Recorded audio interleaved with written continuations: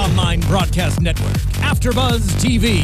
Over 20 million weekly downloads from over 200 countries and your #1 source in after-show entertainment.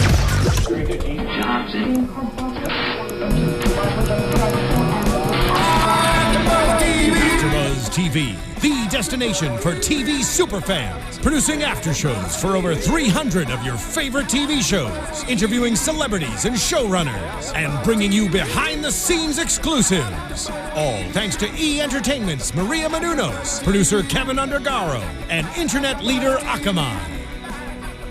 Now, let the buzz begin! It's not over till it's over! The war's not over till it's over. It's not over till it's over. It ain't over till it's over. Roya, it's not over till it's over. There you go. Way to catch up. Welcome, ladies and gentlemen. Season 4, episode 11 and... I'm not going to say the number because every time I say the number, it's wrong and someone gets mad at iTunes. What's the last two? So it's 11 and 12. 11 and 12. the last 2 episodes of season 4. Maybe it's just you, Nando. It's just me. I'm just kidding. One of them is called Shoot the Moon. And the other one's called Space Oddity. Yeah? Yeah. Well, we're gonna break it down. We're gonna break it down kind of. We're gonna interconnect the episodes. We'll try to isolate a couple of things.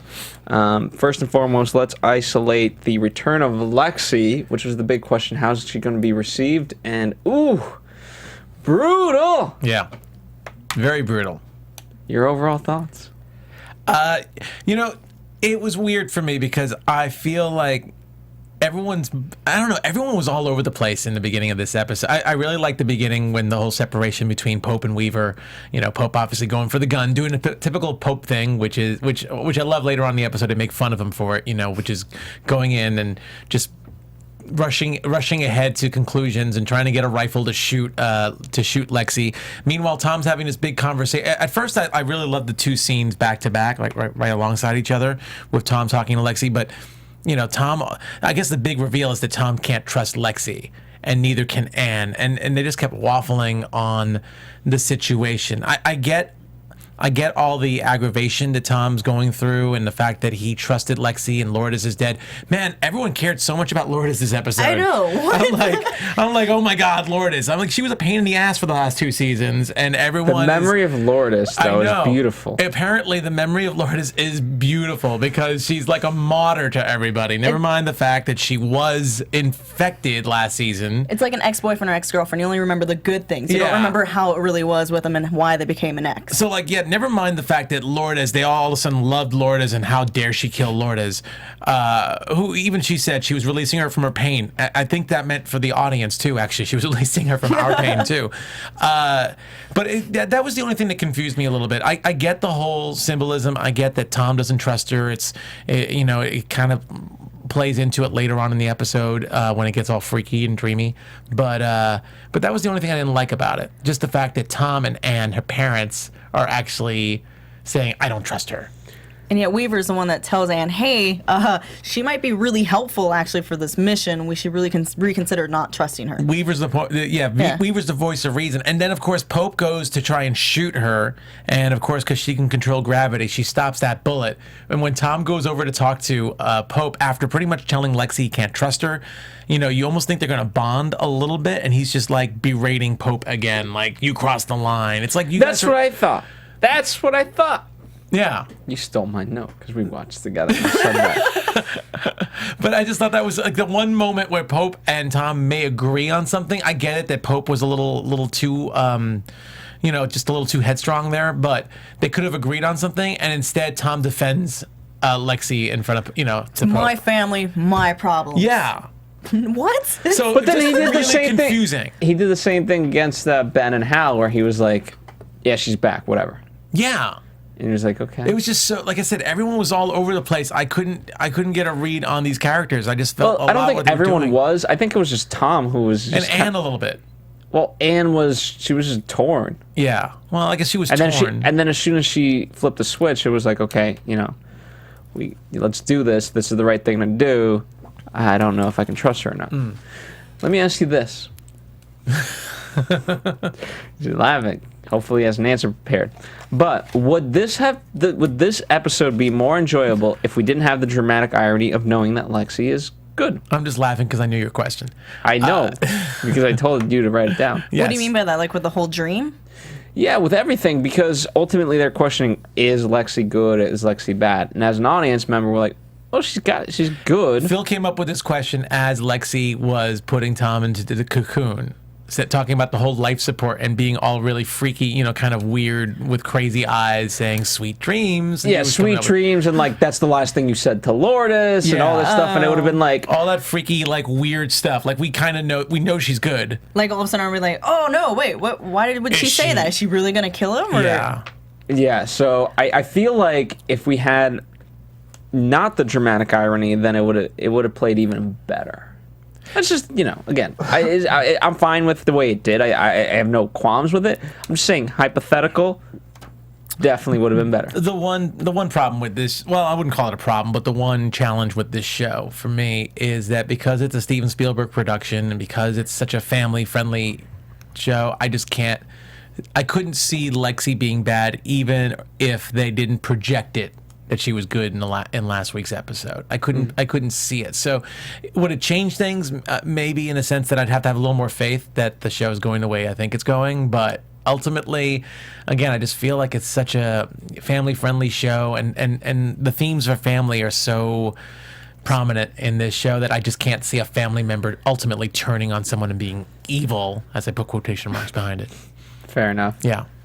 What do you think, Roya? I'm fascinated with your guys' discussion right now. It's really entertaining. She was not watching the show when we were watching. No, I agree. I wasn't watching with you guys. This first episode, it definitely was, like you mentioned, very family oriented, and I knew, like you said, Steven Spielberg, it's not going to go down a dark pathway where they'd have to kill their own family member. I wanted them to have to do that, which is why I was really happy Pope stood up, and this is not me being biased, but Pope actually tried to kill Lexi. To me, I thought that was the darkest it was going to get, was somebody actually trying to kill her. Yeah. But it did, to a certain extent, it did get darker because as they're walking, just so much hatred from everybody. Yeah. And even Matt. That was kind of awesome in a way. I actually liked seeing all that hatred. I liked, because I don't think I've ever seen that from half of these characters. Like really, they didn't even have that hatred toward Lourdes when she was infected. And what was great, it culminated up to Hal being like, hey, here's some poison, bro. If you need it, you got it. Yeah, Hal calls him bro. Hal calls his dad bro. Here's some poison, bro. When he handed him that needle, you can't tell his bro, because then... When Hal handed the needle, I thought he was telling Tom, if you get captured, inject yourself and kill yourself so you don't get tortured. No, that wasn't it. That's what I thought he was going down. No. And then he says to use it against Lexi. No, that was against Lexi. Okay. Against the weapon, because then nobody trusted her still. My question is, how did Hal think that Tom would actually be able to do that? If he's in a situation where he has to use a needle, how would he be able to get close enough and be like, hey, Lexi, what's that over there? Poke? Well... And kill her that way? Or was it just hey, just so you feel comfortable, here's a weapon, you have a choice, you can use it or not? Is it just to make Tom feel more comfortable in that way? I think, no. To be fair, I don't want to have hypotheticals all night. Yeah, let's not have hypotheticals all night. I think that's my way of answering the question. The poison was probably the best weapon given the situation he was in. Okay. Considering she could stop bullets, it was obviously a way to probably get in closer to her and inject her. Yeah. Without a shadow of a doubt. I mean, if I'm going to inject you with something, it's obvious I'm not going to shoot you from a certain distance and maybe miss or have someone stop it. It would have been like last episode where remember brother had his hand on Lexi's shoulder and wasn't rubbing it, but apparently was choking her. Okay. Yeah. So it would have been more like that, where like Tom would have put his arm out on her and then. Okay. Yeah. Fine. That's fair. Before we move on, though, I want to talk about how we were talking about something about being dark, and the episode wasn't too dark because it's Steven Spielberg and all that jazz. But when Pope was saying that all the women and children he's had to bury, that was pretty dark right there. You call that dark? That's dark to realize all the people, innocent people. Traumatic. Okay, traumatic. For him, traumatic, yes. In Canada, that means dark. Eh? But what did you guys think of that? brought you back to life about the war that's going on and the real reality of it. That you've had to bury women and you children. just want to talk about Pope. That's okay. We can talk about Pope for a little bit. I will always talk about Pope. Yeah, of course. You know what? Again, I think it was just weird because I don't think it was with his character. I want to see his character go that direction, but maybe it's still a shocker to me. I guess because he's changing because of Sarah. So I think it just shows that. I guess in a sense, him wanting to shoot Lexi wasn't so much a self-serving interest as much as he was in pain over all the people he's buried. So I guess that does show growth finally in his character. I think it's that, and it's also remember he had that speech where, I want this, whatever the act is, I want that one act that defines something, and possibly by getting rid of her, Lexi, that could have been that one thing at least. Yeah. Since he's not getting to go on the ship. So either way, he's always got two motives in one. He's able to accomplish both, usually, or none.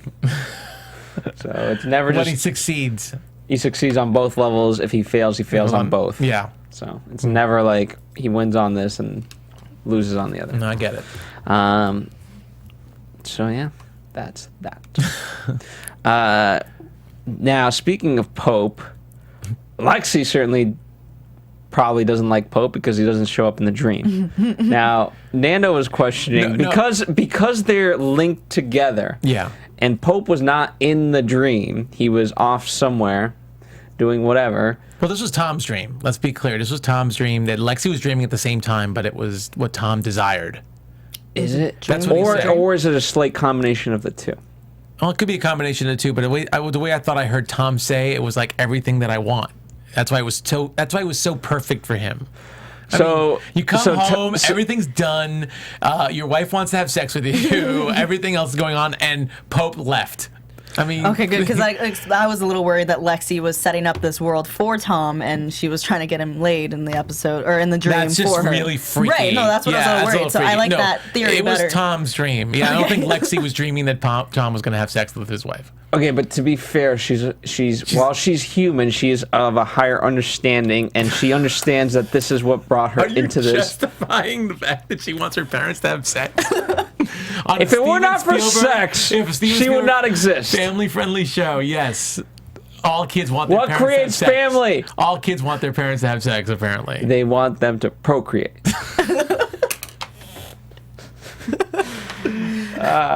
But I thought it was really interesting that in the dream, they even had that one table scene where everyone's at the table.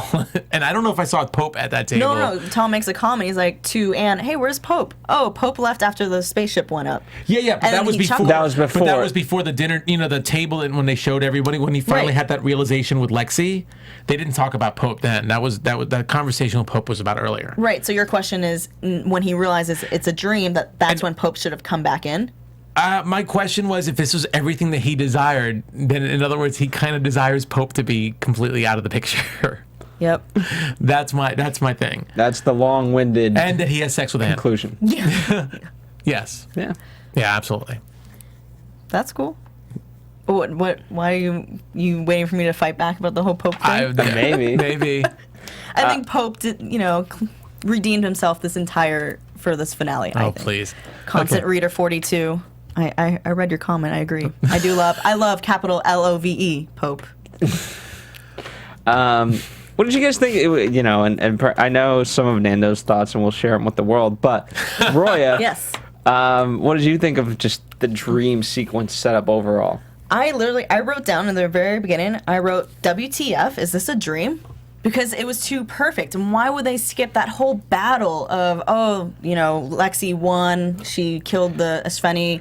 I was interested in seeing how they could have come out of it because it was so perfect then. And story-wise, you're like, okay, it has to go south. Because basically, we're at the 30-minute mark of 2 hours, right? Mm-hmm. And so I really, because of how good it was, I really wanted to see it go so south in the next hour and a half. I was about to get angry if that dream was real because of the whole missing the thing. Well, yeah. The whole fight. I was pissed off too. I was like, oh, great. TNT saving budget costs again. They're not going to show us that the moon exploded. They're not going to show us that. Bye, coachies. Yeah. It's like this whole big battle happened and Tom Mason was asleep through it and the commercial breaks over and that's it.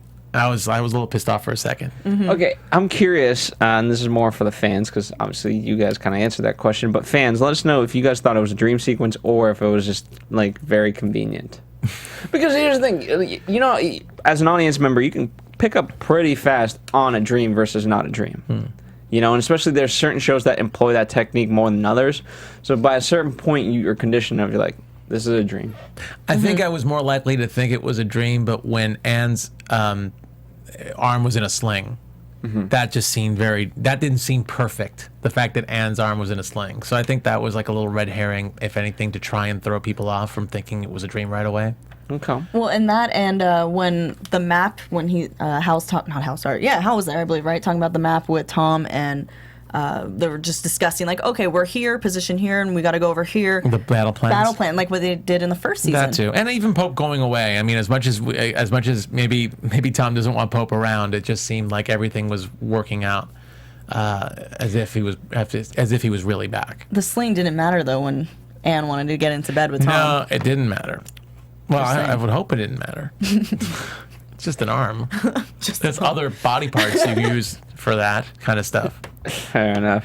It's a family-friendly show. I'm not going to get into it. Nando is available to talk via Twitter. Nah. Any questions you may have about further topics. You know, Yeah. I did enjoy it, but yeah, for me, I for the most part, I was rooting that it wasn't a dream because I wanted to see how they could get out of it, but I knew deep down that it was, and it doesn't bother me, but you know, I thought they used the technique well, but it's just always one of those things, like They go to dream sequences a lot. they do, and that's what I'm saying, and so I would have preferred maybe that Tom figured out a little bit earlier, like things are too perfect. Yeah. You know, so it's like, okay, we all know that it's a dream now. Tom know, and we just need to get Tom to understand that, and then boom, we're off to the races after that. Because the rest of it was perfect. And again, I'm not complaining. I'm just pointing out. So you like the fact that Lexi used that as a way to talk and communicate with Tom? Yeah, that was the interesting stuff. You know. Well, I mean, at first we thought that this was Lexi's plan by design to, you know, trap Tom in some kind. Even though we know she's good, that it seemed for a while this was Lexi's way of talking to Tom, knowing that Tom probably has the poison, knowing that Tom doesn't trust her. But then we found out, really, when she went to sleep, they just kind of got entwined in this same dream together. So, which is weird. I got a question for you guys. You can raise your hand. It's okay. Raise your hand for the people on iTunes. Raise your hand. What did you guys think of Lexi with her new hair color? She's hot. She's hot in any hair color. I liked her hair color. She looked a lot like Moon Bloodgood. She looks a lot like her mom in with that hair color. So you definitely see the family resemblance. I thought, you know, it was interesting, and it was in terms of. I was really interested when she said, like, you know, hey, the radiation took away, like, my poison and things like that. I thought that was a good explanation of how she's actually going to be able to live years and years from now, rather than, like, die. You know, we've always speculated, okay, how long is she going to live if she's you know, she's basically lived, what, a year? And she looks like that. What is she, you know, just like 3 times the rate of a dog. Well, again, dog years. Don't forget, if this dream is everything that Tom desires, it also shows how much he desires her to be normal, how much he desires the alien DNA in her to be gone. Well, I don't think, I don't think you could say that. I think he just wants his daughter to have the feeling of normalcy, to have an upbringing of a child that every child should have, you know, stuff like that, rather than like, oh, you're disgusting. I can't to have you as a daughter. She even makes that comment to him saying, I felt more normal than I did when I was a child, or I feel as normal as I was when I was a child. Yeah. But I got a question for you guys about Lexi's outfit during the dream. Raise your hand. Question, raising my hand. Did she have the Trinity necklace on? Because No, she did not.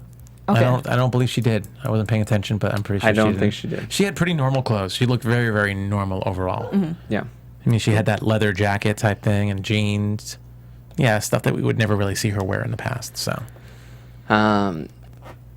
worse. But I thought that, like, her whole speech about, I thought it was really, I mean, thematically, I thought it was a really, really good episode about a father not trusting his daughter, and her saying, you know, that whole sequence when he's looking for Lexi, and, his other sons are coming up, and Lourdes is coming to talk to him. And right before Hal punches him out, I believe I can't remember which one, somebody says, like, she just wants from you what you give your other children when they make a mistake. Yeah. Which is forgiveness, which I thought was a really, really amazing. I thought it was really, really well put. I thought it was pretty funny when they kept using Ben and Hal as an example of kind of just family and bonding because of what's kind of going on. Oh, because of the triangle, yeah. You know what's perfect family bonding? What? Shopping. There you go! Nando guessed it. Roya, don't you love when your dad takes you shopping? I love it so much, especially when he pays for it. That's right. And there's nothing even better than getting savings. And you know how you could do that? How? There's a lot to shop for, especially when it comes to the bonding of a father and a daughter. Shopping can you can shop for a lot. Save yourself some hassle. Go to Walmart. Go to Walmart. Shop. It's got everything. It's got everything you ever need. Yep. And you're bonding with your daughter and your father, and you get what you need. Now the only question is, did you save enough money doing that? Right? Because the feeling is great. You've bonded, but did you save money? Well, guess what? Thanks to Walmart's Savings Catcher, you did. All you have to do is then, as a happy family unit, you drive home, you take that receipt, you go to walmart.com/savingscatcher, you put in that receipt, and it automatically computes the discounts. It's like you've hit the jackpot at a casino. It's like you just see the numbers line up, and you're like, ooh, how much did I save? Oh, that's awesome. And you get it back in an e-gift card, baby. So that way, now you're ready to go back again. Dude, my dad will always go shopping with me because he loves saving money. That's perfect. It's the perfect cyclical unity of father and daughter. Hey, Dad, guess what we're doing tomorrow night? Walmart. No, and it's great because you got, like I said, I can't imagine anything that if you can't get it at Walmart, you probably don't need it. I just like the fact that you're guaranteed to get the lowest prices in town by going to the Savings Catcher after you buy your product at Walmart and just checking for prices. And I just like that. The nice part is, it's not like you even have to think about it. There's no searching of like, where is the better deal? Because guess what? It'll do that for you. Yeah. It just does it. I can't explain. Everyone's like, wants to know, how do they do it? They just do. That's it. All you have to do. Why do you want to make sense of the whole thing? Just put your Walmart receipt on Savings Catcher, and you get some extra money. That's right. Go buy season 4, Falling Skies. When it comes out on DVD. Yeah. Save money that way too. There you go. So Walmart.com/savingscatcher really bring Tom and Lexi together. And you know what? The rest of the family, when they're ready, they can do that. Yeah, we'll do it as a full family. Provided Walmart does open up in post-apocalyptic. Matt will be US. shopping for knives probably. Because he's gonna in that world. Yeah, there's a lot of stuff we got to buy. In that world, yes, absolutely. So, all right. Overall, in terms of this episode, it had one purpose, and to show Lexi's humanity, and that was it. But it was beautiful. It worked out well. Yeah, pretty much. That was the focus the whole time, just to show whether or not Lexi can be trusted. And again, in the beginning of the episode, nobody really trusted her, especially Tom, which was again weird. But by the end of the episode, now they're one unit, and way to end the show with the two of them in bed in the cocoon next to each other, which was a little creepy. But we technically ended. We ended with them viewing like, okay, everything's still a go, and then there's problems with the bomb. Yes. So we start seeing a little hint that the bomb didn't survive the whole life support fiasco that they were dealing with. I could have used a little more dun dun dun. You know what I mean? Like, we got the visual, but Well, it was a little confusing just going to that. That shot was a weird shot at the end. It took us. We had to rewind it. We had to rewatch it to see exactly what they were focused on. We realized it was the bomb and it looked kind of frozen. Yeah. So. Yeah. So there we go. And that was the end of Space Oddity, which was kind of an odd episode, but still good.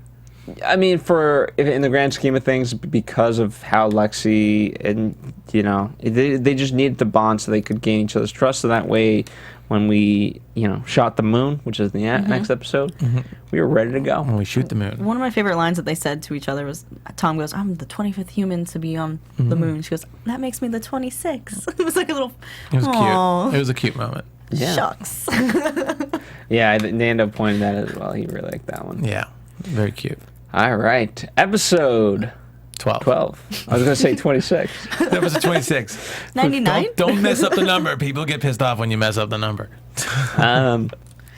So we're commencing with the mission. Yes. Got a lot going on back home, and so now that we've skipped, because of the last episode, we didn't really get too much of what's actually going back home. We got the presence of everybody, but we didn't see. We kind of see, everyone's still scouting, everyone's on edge. What's going to happen? Well, we see that shot of Dingan right away. I just kept thinking of last week's prediction when you were like, Dingon's gonna be gone. He's gonna go. And I was like, no, this can't happen. No. This could have been his episode. Denny went. Denny's she's gone. Yeah. Because he even yells, Denny, no! And then it cuts to the but Denny wasn't as much of a major character, so bye, Denny. Well, there goes Ben's love interest potential. I know, right? Well, I want to cut to this because we've been predicting it so long. Hal, at least you were always very nervous of Hal, Roya. And so when... Okay, it's a what I like about this process, if you will, is that it combines sharks, tremors. Yes. It's like, okay, well, we need something to hold them. Okay, let's do fog, because then we can look like it could be like sharks / tremor stuff that's going through the ground / water, and it's just a cool added element that they cannot move. Mm-hmm. Done. Yeah. The whole time I was like, tremors. Oh my god, they're getting on top of a bus. And then when Pope and Dingon go on top of the crates, I'm like, that's not gonna work, man. Have you not seen Tremors? They're gonna break it down. Well, that first girl, I have no idea who that girl was. Oh. I was happy to see she had a line in there at the end. I guess she was obviously the red shirt. Yeah. She was just the sacrificial lamb. The fog starts coming, and she starts walking toward the fog like, pretty. It's like you just saw this. You just saw this big, giant, alien-looking egg-type bomb fall to the earth, and now fog's coming out of it, and these spikes and everything, and you're walking toward the fog. Well, and after Dingon just said there was fog, and then some cement-like stuff following afterwards. Well, that's why she didn't have a quick life. She didn't have a long life. That's why. When I saw in the show, I'm like, why is she in the shot? What's important about her? It was so obvious the second we saw that first second. All right, they need to kill somebody, so they brought this extra. She got her SAG card and got to say a line or two, and that's it. She had some good lines. Well, she did a prayer, didn't she? She just prayed. She did a prayer she did and cross out. And she's the equivalent of Christ. Through the power of Christ, I will not be. No, you will not compel me. But close. But close. Pretty much. I did enjoy that. That was great. She was cute. Keyword was keyword. I mean, as a human being, she's still around. I know. As a character, she looked not like so much. An actress I know, but I don't think it was. I think that actress that I know wouldn't be doing that one. Okay. So yeah, I'll have to look her up. I'm gonna look it up now. You do that. While Nando is doing that, let's continue talking about Earth, and then we'll talk about the moon and Cochise and then the rest of the film. And really kind of takes on the role of Tom Mason in the sense of just protecting everybody, no matter what. Yeah. She finds her flamethrower. She went badass. When I saw it, I was like, damn, man. Good job. But when Pope was yelling to save... Everyone got mad at Pope. Yeah, I was like, Anne, he's trying to tell you not to go into the fog. Don't tell him to shut up. But she came by with the flamethrower to save Matt and Hal. Or not Hal, Weaver. Well, yeah, that was weird. I thought it was weird, too, that it's like Pope's the only person that actually yells to people to be careful, and people are like, shut up. So I thought that was a little weird. But then Dingon kind of said that really awesome line. It's like, well, like you actually ran away when I told you not to come, but instead you went forward without thinking like you always do. So, which I thought was I do really like that Pope was like, yeah, you're right. You're right, I do that. I got us in this mess. Yeah, you're right. But also just the greater reflection of like, yeah, I do tend to do that, don't I? Yeah. I mean, what I liked and didn't like about this whole sequence, about this Ashveni bomb that turns people into skitters, and it was a really cool new enemy weapon type thing to go, and it was very horror oriented with the fog coming in, and like I said, one or two people like walking toward it like idiots and getting caught, and how you can't really run away from it. It was just really freaky and creepy, but And I like the fact that, we saw throughout the episode, people getting attacked. When Hal first got stuck, he was the first one to get stuck. I'm like, I don't think Hal's going to make it. And then all of a sudden, everyone started getting stuck. So I figured, okay, Hal's probably going to make it, but it looks like someone might not. So it was a really good season finale in which it seemed like everybody's life is in danger, not just Tom and Lexi, because they were on this, mission. It looked like everyone could have died. But then again, in the end, no one really died, other than possibly Lexi. But, I thought Daniel was going to be our first casualty, apart from the power of Christ compels you. apart from a minor character who's never coming back again, only one scene. But Pope out of nowhere. Ew.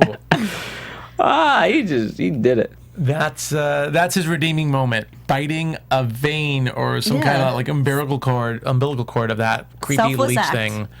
Yeah, and getting all that stuff in his mouth. I'm surprised he didn't get infected in some kind of way. Even in his comment to Dingon, like, you owe me for this. Yeah, I can't believe I did that for you. Right? I think he said, I can't believe I did that for you. Yeah. But Dingon still had the thing on him, the little critter.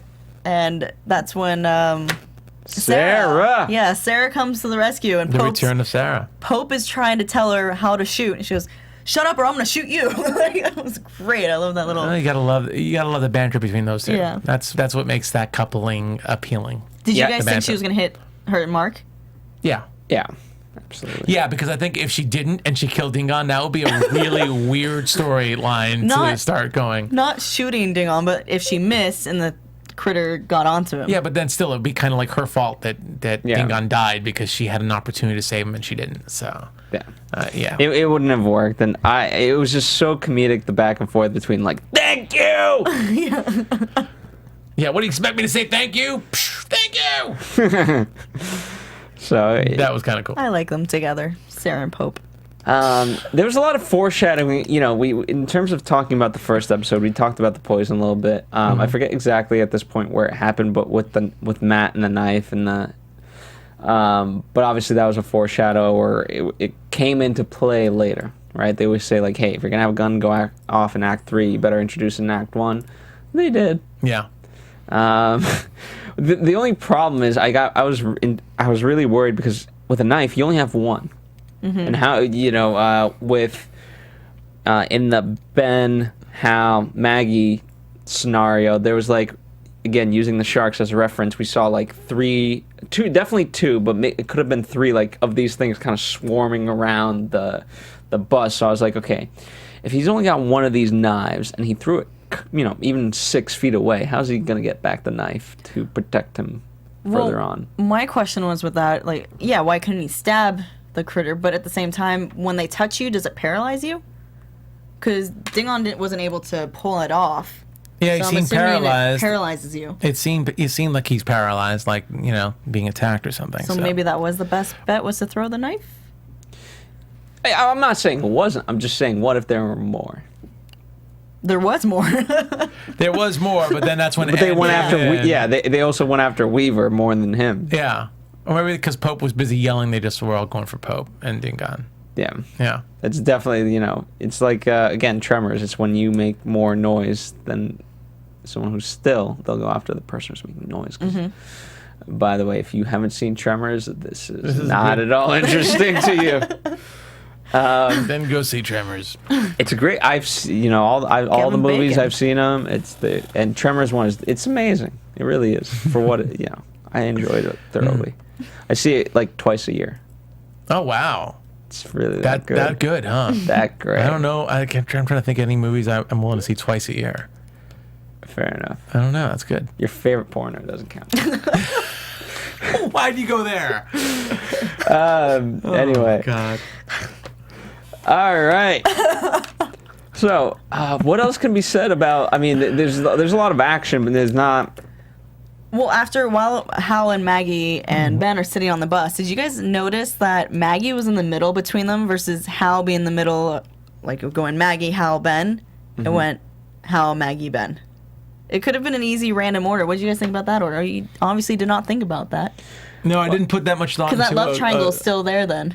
Well, what do you think about where Hal says, hey, I want to be best, you're my best friend, and that's what we're going to be right now? Yeah. So they didn't conclude that storyline just yet. You're looking at me as if they did. So how did it conclude? No, I'm looking at you like I missed something in this episode. Well, yeah, they had that little conversation in the very beginning when Hal and Maggie were walking, saying, "Okay, we're friends.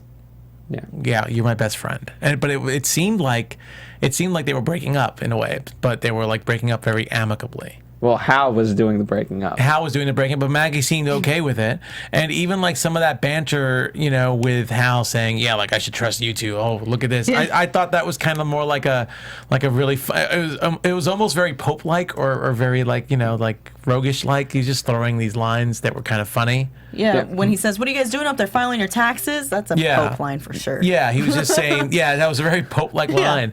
But I just felt like. But he could have gone. He could have been so bitter about it, like, are you kidding me? Like, come on, save me here. Yeah, but for some reason, I feel like if anything, that whole scene with the three of them just solidifies that they ultimately are getting along and they're moving along in this relationship where there may still be a triangle. Mm-hmm. Things may happen next season, but at least for the moment, they know that they can't share her. They can't share her. No, come on. You really want Lexi dreaming about her parents having sex. You want them brother husbands. Brother husbands. Brother husbands. This isn't Defiance where you have more than one husband. Is that what happens on this show? Well, Wait, one of the characters had that. Why do they have to get married? Why can't they just be it's just the idea. togethers? Anyway, I'm surprised. I really wanted this storyline in some sort of way to be concluded or like leave a big cliffhanger. And we didn't really get that, did we? For this episode? Not for this episode. Yeah, we Not did. With We that don't know where triangle. Tom is again. No, with the triangle. Oh, the triangle. Sorry. Yeah, we're talking specifically the love triangle. Well, we're still at it. Well, the lights lit up with Ben and Maggie. Maybe that was a little. Their connection's still strong. Cliffhanger. I'm reaching now. Yeah, you are. Yeah. I wanted You're in my way. I'm trying to reach. I'm just kidding. I wanted one thing, that I can hang my hat on. I think there'll be more next season, but I think that wasn't the most important storyline. So at least we see the three of them are working together, and there might be still a little trust issue here and there, but ultimately they sort things out. Ultimately, again, without beating it, in the ground. I mean, I don't see any. Ultimately, this is a show about family, and even though these two brothers might be fighting over the same girl, they ultimately realize that they got to work together. It's not a Cain versus Abel type of thing where one's going to end up killing the other. I doubt that. I'm just happy Hal is alive for the next season. And that my theory that Ben and Hal would have had that life and death situation. Yeah. I'm glad that did not happen. There was a life and death situation, but it wasn't up to Ben between to them. save him. Yeah, it wasn't between them. He saved him. Got it. Anyway, so everyone's safe on Earth. Matt is going to probably continue his rebellious streak because he's getting good with knives and all this other stuff. So it's going to be interesting to see him learn. Meanwhile, by the way, there was that great reference of siding with Stalin versus Hitler. Lexi was Stalin in this scenario, which is amazing. Another U.S. history lesson within the lessons within the episodes of Falling Skies. Yeah. Obviously, very obvious, but not. I always like when they go a little bit more clever. Yeah. Like, do you remember in the blah blah blah battle of blah blah blah? I love how it's not even Tom that brings this up now. It's Weaver. Weaver actually brought that up. So it's not even Tom, the history professor. Well, that's how emotional Tom was. Yeah. Okay, so speaking of emotion, cutting to the middle of everything, right? We land, blah blah. There's something wrong. We get discovered, and Lexi starts lying. Or at least we think she is lying that, hey, you know what? I tricked him. I brought him to you, blah, blah. Were we nervous? Was Tom nervous? Apparently not, because he knew what he had to do right then and there. So you're saying when the reveal happened with the Overlord, with the burnt Overlord, I don't know what we're calling him. And Mira. And Mira. And Mira as his harnessed kid. So we see she's totally gone over to their side, so to speak. And then Lexi, to try and save Tom, ends up saying, I brought him just like you said. Yeah. Well, she was trying to protect herself at the same time. Because she was going to get burned alive. Because that's what... The necklace. Which, by the way, that's the weapon, right? See? That was the weapon, the necklace. Thought that's what I feel like I mentioned something about that last week to you. Not like, haha, I mentioned it. But just saying like... There you go. I thought There you go. maybe it has to do with the necklace or something that she's wearing. That's her power. Well, see, that's why we watch all the episodes, so that way, in retrospect, it's easier. Absolutely. So I thought it was an interesting ploy, but again, kind of like what you said earlier with that big question, we know that she's good already. I think it was a pretty obvious. But in that moment, Tom could have very much been like, "You've got to be kidding me, you evil mother." I just feel nothing against the actress who plays Lexi, because I think that was her intention. But when Lexi was saying, I brought him just like you asked," it just seemed like a really bad acting job. Like even the Overlord was kind of like, that's why the Overlord still wanted to burn her. It was like, yeah, right, okay, I know you've been playing double agent a little too much. That's what I got out of it. Okay. Yeah. Do you think if we sprinkled some lines about brother wanting to plot against this brother, that maybe we could have, torn some heartstrings of this? I don't know what to call. I'm just gonna keep calling them. They're both brothers. Oh. So you're just gonna have to listen to where I'm ping ponging. So the brother that is alive, the burned brother, Yes, would have been like, "Oh yeah, now I see why you killed him. Good. Oh yeah, good for you. All right, you are on our side." No, I that think would have made it more interesting. No. no. All right. I think his mission was to kill Lexi regardless. Well, because he obviously his mission was to inflict pain onto Eliminate the Tom anomaly. Mason. Well, eliminate the anomaly, but really just more to inflict pain onto Tom Mason, as much pain as he got from being burned by Tom. So Gotta let go of that grudge, man. He can't let go of that grudge, and he wants to kill his weapon. Even though his weapon has free will and is doing her own thing, he's willing to kill Lexi to do it. He obviously didn't pay that much attention to Tom to realize that his weakness is not his child, it's not Lexi, it's his other family members. That would have been a perfect way to torture Tom. Well, if he was paying attention to the episode before that, maybe he would have seen Jeez, that. come on, brother. And maybe if just in general he was paying attention, he would have gotten stabbed. He would, if he was present to the actual situation, turning his back on Tom, he wouldn't have. He didn't know he was having a syringe of poison that Tom had in case Lexi goes bad. But that's what he used. That's what he used. The poison. I thought he grabbed a random knife and went like this and jabs him with it. Okay. No, that's why they set up the whole thing. That's why they set up that whole poison. Thank you. Okay. Didn't you think it was weird? The colors that his skin started turning into this weird. I just thought he was in a lot of pain from bleeding out or something.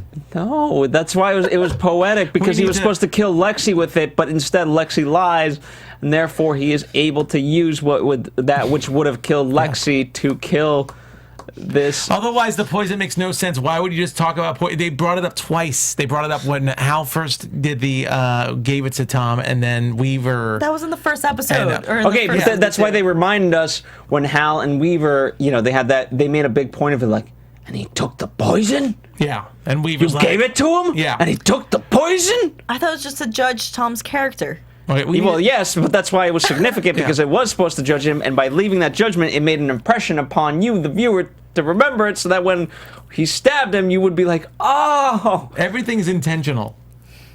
Okay. We need to have a meeting before these shows, just to make sure we know what Roya knows. That is, next time. Next time. Well, that answers so many questions. I'm like, wow, what a coincidence for Tom to have a knife to jab him with. Maybe you just aren't present when Pope does all these really dumb things. Yeah, I don't pay and that's attention. why you love Pope so much. I just pay attention to Pope. Yes. Right. No, but okay. Whoa. That's great to know that explains. Awesome, perfect. So why wasn't Mira in pain? Because don't the harness kids feel the pain? Because remember when he got burned first? The harness kids were like, ah! Miriam did not react. That's a good question. I don't know exactly. She ran away, so I don't know. Well, we didn't really see her much after that. Yeah, so really. Who knows what happened to her? I think she just ran off, and maybe she suffered in pain. I think for the purpose of the story, she wasn't getting saved. So for the purpose of the story, they just kind of let that one slide. Yeah, that's what I would think. But Burn Brother leaves one last act of sabotage. Sabotage. Yeah, one or the other, and ruins everything. And so now Lexi has to become the sacrifice. Yes, I knew that was going to happen. I was waiting for it.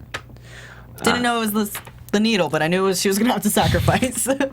I really wanted her to be more of like just absolute just anger and be able to just take out everything and blow it up from any Kind of like which she way. did from Earth, but they pretty much explained it.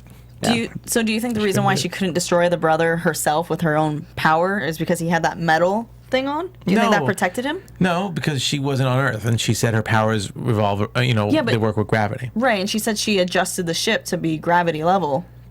Yeah, So- but he also had control of the necklace. Okay. Yeah. So. I mean, we There's didn't really see her have any powers. I think most of her powers were also just maintaining the ship. So maybe to do that and do other things too. She can't multitask, I guess. Maybe not multitask. Maybe also she can't control her powers sometimes when she gets really angry, and the last thing she needs to do is blow a hole in the hull. So I mean, there could be a lot of reasons. I mean, this entire episode or 2 episodes made me really like Lexi, and for her to have to sacrifice, that made me really sad. Well, I think that's wanted a her to big come question. back. I think that's a big question. I mean, we definitely see the ship that she was piloting, ram into the station and cause the station to explode. We definitely saw that. So, I mean, for all intents and purposes, she should be dead. Here's the thing. Everything's on. This was the kind of the only cliffhanger we're left with, and all the other pieces are so well tied together. Right? It's all about family unity. Cochise makes up with his father for. Come on, Baba. Well, Baba. Baba. gotta love Fucking. family. Families are the largest. Fucking. Baba. Fucking. I think it was fucking. Queen. Yeah. I know it sounds worse than it's. I didn't mean to say it like that, but Baba. I think that's how it was. Yeah. So it'll work that well. So I don't think this is the last we've seen of Lexi. No. Yeah, I don't think so either. I hope not. Scarlet Byrne's cute. Thank you. She can fawn over Hal and Pope. I could fawn over people like Lexi. Okay. And the girl that died. That The red girl shirt. that died. That was kind of cute. That was So hot. let's talk about the cliffhanger specifically. Unless there's any other stuff that yes. She's raising her hand. What did you guys think of when Cochise came out to tell him, hey, so Tom's gone, and Matt runs him, no, you said you would save him. Like, what was he doing? He was. I know he's mad he was punching, but come on, Matt. You just killed a little squid with a knife.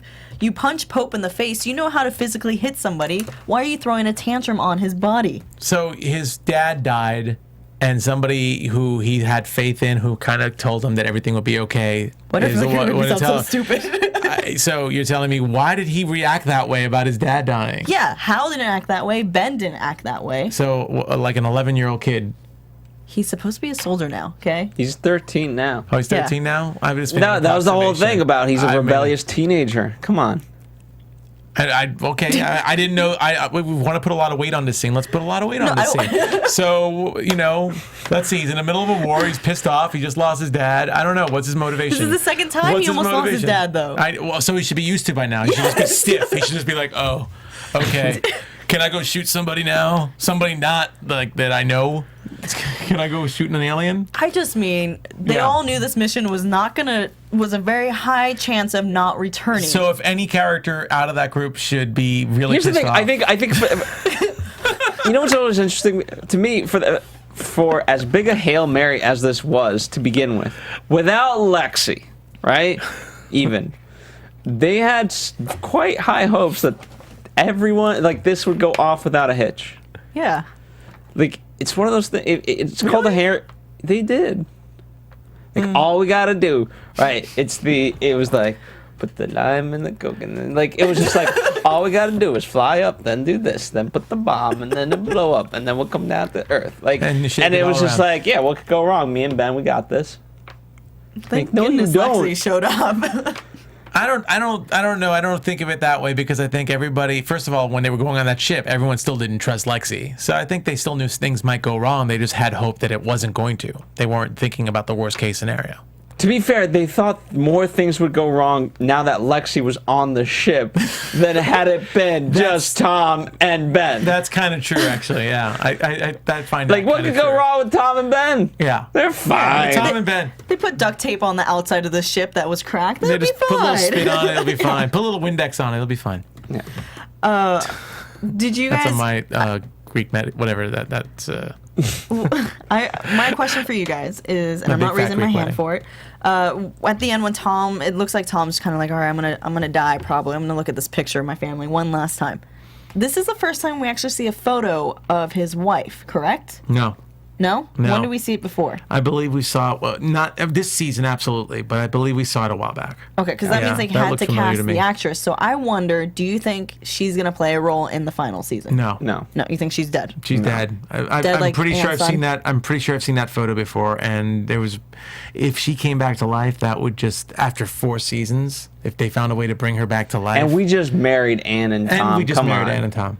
And we're about to have a second wedding. Another triangle. No, TNT loves drama. Roya loves confusing people. I do. So, yeah, I'd say no. Why can't we just have a wedding between Pope and Sarah? No, That's okay. it. That was very snuggly what they did when they survived, and Pope and Sarah just put their face together. That was snuggly. You cannot tell me that was not cute. very cute. Come on, say it snuggly. Here's the rails, and here's Roya right over here. Okay, the last shot of season 4. The last shot. Oh yeah, the mirror shot. Yes, Yeah. that whole last scene, which Yeah. seemed like a dream sequence, but obviously it seems like Tom is on a ship, because when he opened up the shades or the curtains, he saw stars. And I thought it was like a ghost-like thing. well, it was just all these lights, but it looked really Matrix. like it looked kind of like fake lights to me. I don't know why that effect looked kind of fakey to me. Like What? It wasn't real? thing Just kidding. I just meant it looked more like a Hollywood set to me than actually looking out in space. Yeah. But anyway, yeah. When we see that really weird shot of this out of focus alien as a female voice, and the last words of the season, the words out of Tom's mouth as he's looking at this alien that we see a reflection of is, "You're beautiful." You're beautiful. Yeah, I think that was literally the inflection. that was a weird. Yeah, I think he did a better job than Was me. it you? You're beautiful. So I thought it was interesting. I really like to confuse you guys. It's so fun. So what do you guys think? Who is this alien? Is it? Well, I think it's time for extended predictions because we're heading into season 5. And now, your AfterBuzz TV predictions. The final season. The war is winnable. It is. The war. We just have. The war is not over till it's over. It's not over till it's over. Yes. But I believe. How many episodes we got? 13, 12, 10. I'm not giving a number. Anyway, the final season, the Refuse final to give a countdown, number. season 5. Something has to give, and yeah, she's going to be the main villain. I think she's got to be the main villain. Yeah. I mean, well, first of all, I think it's meant to be said that this was if you look at this season as a whole, it definitely shows a major turning point. This final episode, especially in the war, it does seem like more so last season when the Volm came down and saved them. It looked like they had a teammate. It looked like they had someone else to fight, but they wanted to do all the fighting instead of the humans. So this one finally looks like this was a major blow. This, blowing up the moon base really crippled the Ishveni. So I think so. I was gonna say I think that this female is kind of like the queen. Like a queen bee. And this is the real, and just like we thought the skaters were the main enemy, and then we found out it was the Ishveni, it seems like maybe the men Ishveni were the soldiers, but the queen one is really the powerful Main one. one. Yeah. Okay. And to me, what's interesting, I think throughout this whole season, we've been questioning Tom's leadership. And how cool would it be if, right, the last line is, "You're beautiful," if all of a sudden he turned and became kind of, not necessarily Lexi, but like just infatuated with this creature, forget the rest of, the Ishveni, but with this entity, and then they had to save Tom.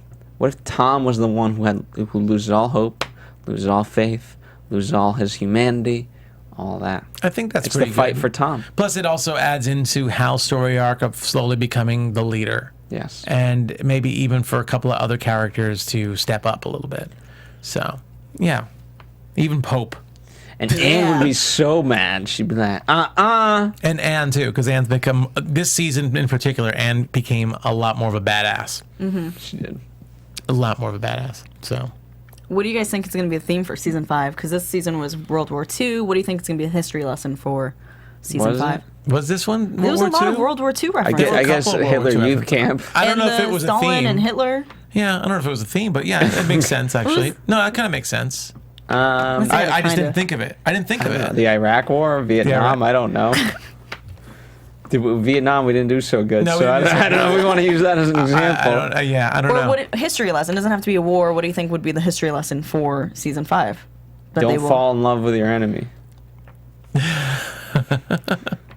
I don't know, but I do like your prediction about Tom perhaps losing all hope, and really the ending is to save, everyone bonding together to save Tom. Although I don't think that's the end game, because, obviously this is the battle for the planet, and it's got to conclude next season. So I think there's got to be more than just saving Tom, but Tom becomes a part of it, I think. For sure. But okay, without spoiling everything, in Heroes, save the cheerleader, save the world. Remember that tagline, season 1? Uh-huh. Save Tom, save the world. Oh, okay. Maybe that's possible. Yeah, I just think it's so intertwined, and like everyone, it seems like all of leadership has been going after Tom for so long. I just hope that somebody, they teased it this episode, and I actually, we thought Dingon was going to go. We thought Weaver was going to go at one point. I just kind of want to see, I think for, at one point in the last episode, they said we had 200 people, now we're down to 20, which I think was a lie. That last scene had over 20 people in it. But anyway, we have yet to really see a major character. I mean, the biggest character probably died is Lourdes, and we saw Qatar go down. I wouldn't consider him major. And I think the most expendable ones might be Weaver or Dingon, honestly. So I was surprised they didn't go. But I'd like to see some go. I think Weaver could go.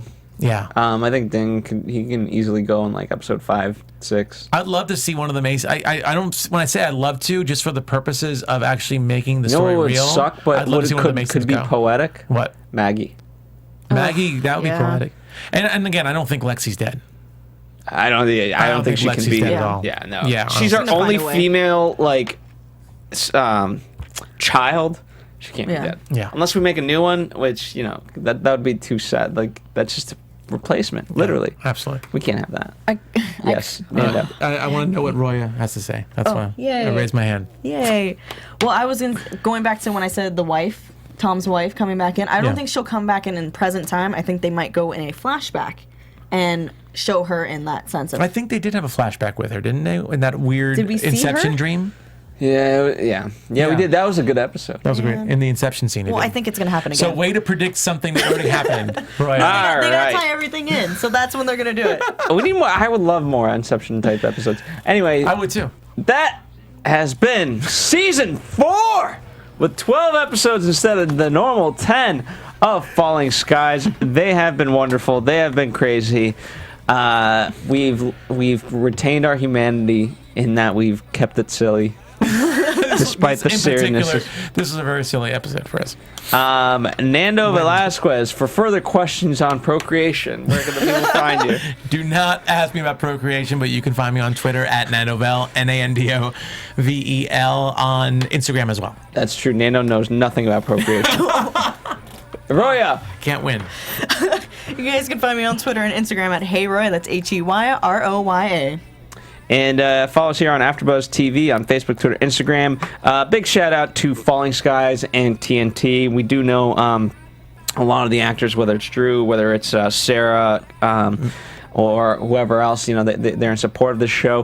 One thing to mention: the Falling Skies video game coming out September 2014.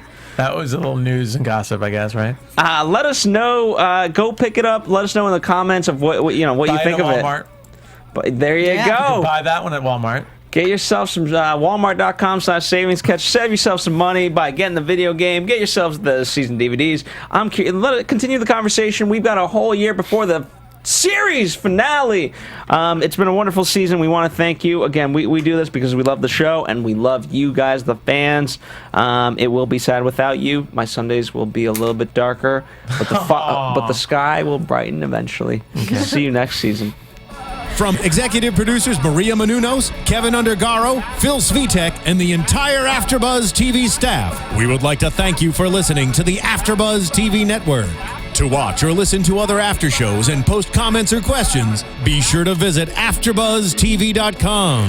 I'm Sir Richard Wentworth, and this has been a presentation of AfterBuzz TV. See you later. The views expressed herein are those of the hosts only and do not necessarily reflect the views of AfterBuzz TV or its owners or principals.